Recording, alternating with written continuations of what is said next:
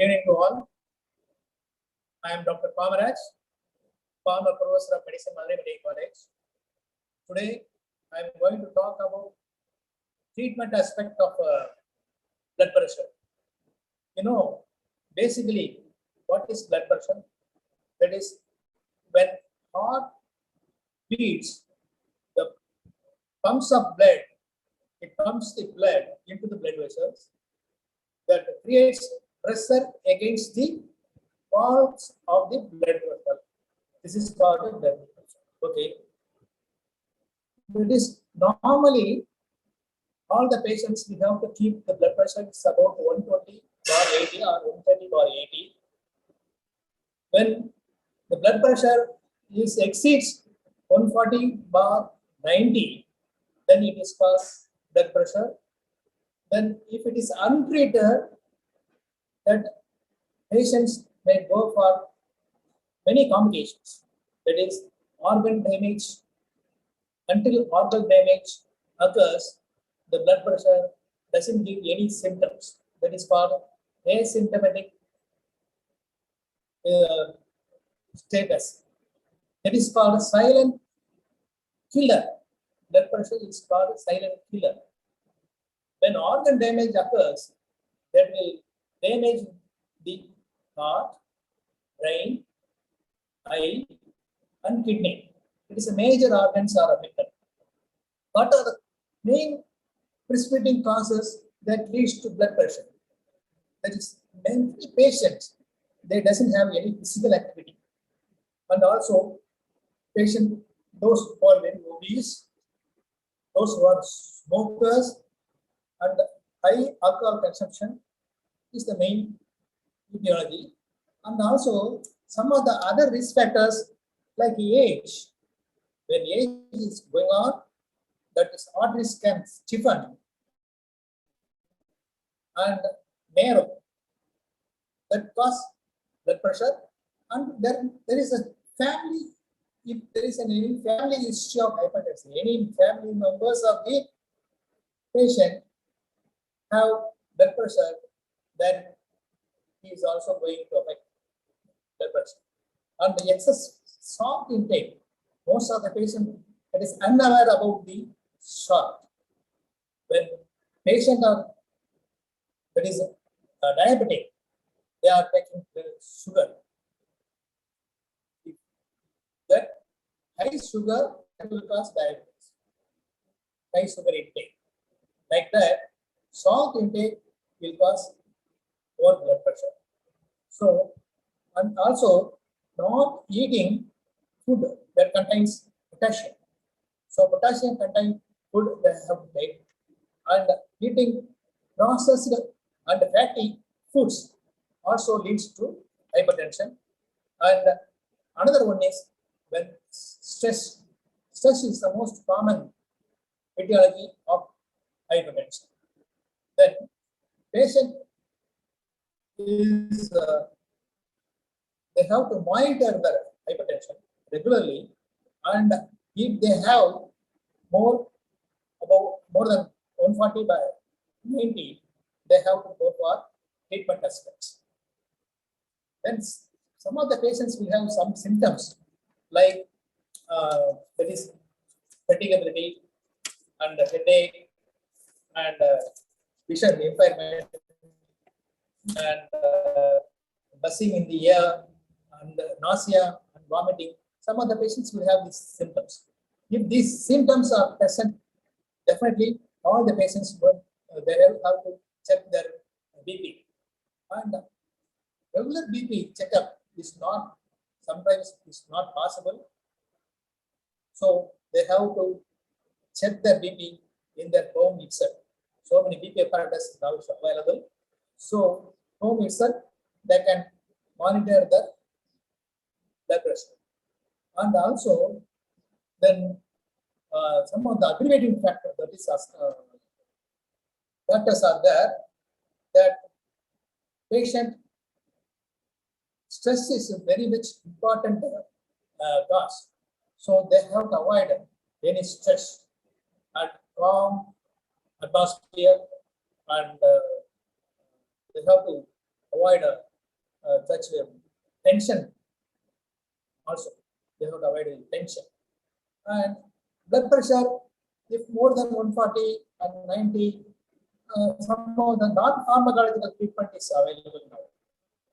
Before treating with the pharmacological drug, some of them advised for non-pharmacological agents.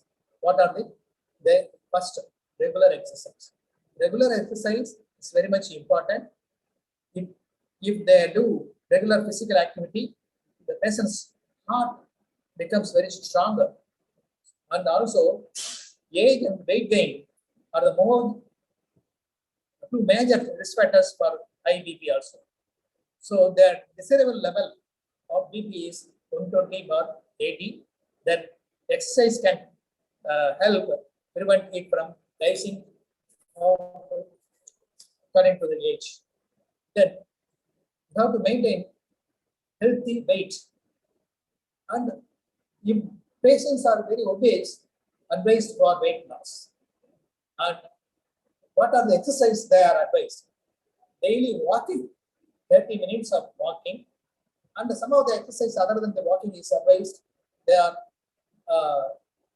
brisk walking, jogging, and swimming, cycling, like that. Other exercises are advisable. Another one is what are the healthy diet? Healthy diet is that is high intake of vegetables, fruits, and whole grains are recommended for hypertensive patients. DASH diet. What is DASH diet? DASH means dietary approach to stop hypertension. This is called DASH diet. This is the whole grain, fruits, vegetables, and low fat dairy products, and skips on saturated fat and cholesterol. It lowers the blood pressure. So DASH diet is possible, and eating less saturated fat is very much important, and the total fat is also to be avoided.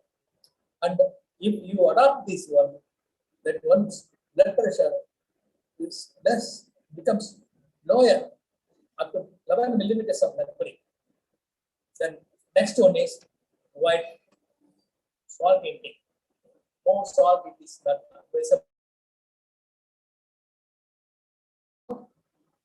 reducible. Then 5 to 6 millimeters of mercury is also going to reduce the BP. Then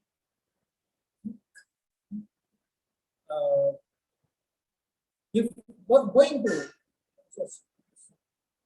that is one level, teaspoon of salt has 2,300 milligram of sodium. Avoid adding salt to food. So use some herbs or spices to add flavor in your food. This is the about sodium intake advisable.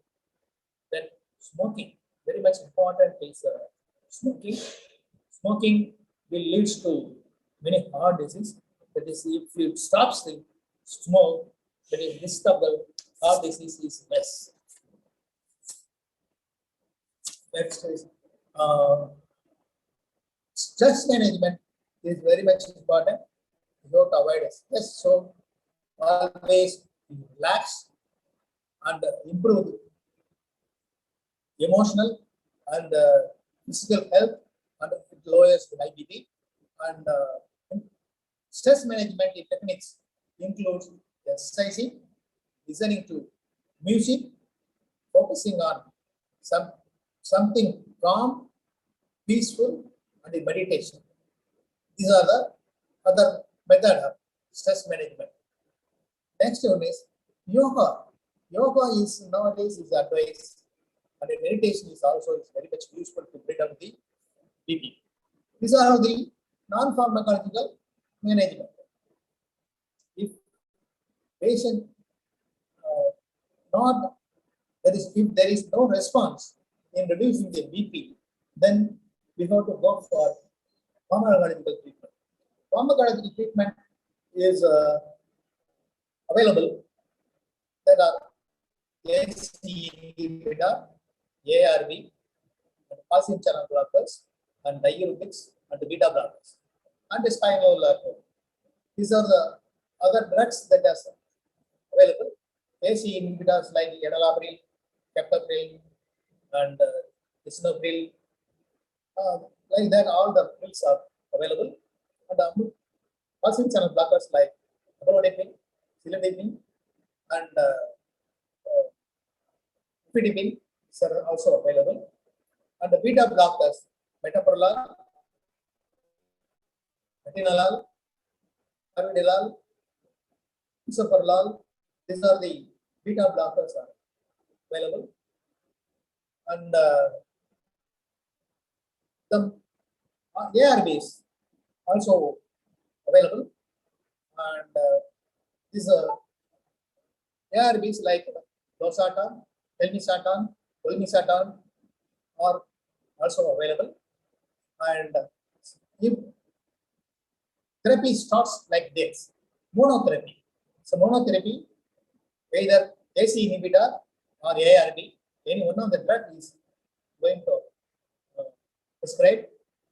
If there is a monotherapy, if BP is about 140/90 to 150/90, 100, and if there is no response, you can add along with the ACE or ARB, there is calcium channel blocker.